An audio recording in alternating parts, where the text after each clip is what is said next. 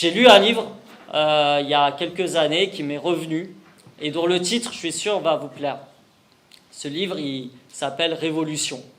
C'est un jeune start-upper plein d'ambition qui l'a écrit, Emmanuel Macron. C'était en 2017.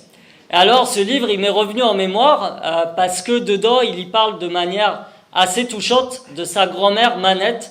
Et je vais vous lire ce qu'il dit d'elle. Oui, il la surnomme Manette. Ma grand-mère m'a appris à travailler. Dès l'âge de 5 ans, une fois l'école terminée, c'est auprès d'elle que je passais de longues heures à apprendre la grammaire, l'histoire, la géographie et à lire. Alors, Manette, je me suis renseigné, en fait, de son vrai nom, c'est Germaine Noguès. Elle nous a quittés en 2013, elle avait 96 ans, c'était une enfant de la République. Elle est même devenue directrice d'école.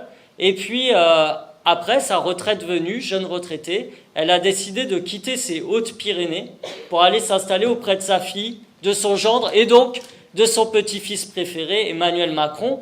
Et encore récemment, il en parlait dans une émission de télévision avec pas mal d'émotion. Voilà ce qu'il disait à propos de Manette, Emmanuel Macron.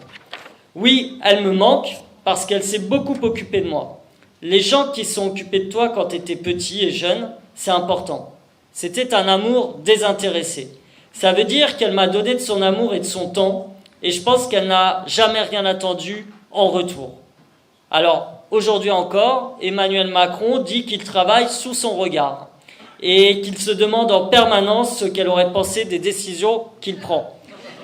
Du coup, j'en profite, et je demande à Emmanuel Macron de penser à toutes les manettes de France, de penser à cette année 1982, l'année à laquelle Manette a commencé à s'occuper de lui alors qu'il n'avait que 5 ans. De penser à cette année 1982 où nous avons toutes et tous obtenu la retraite à 60 ans.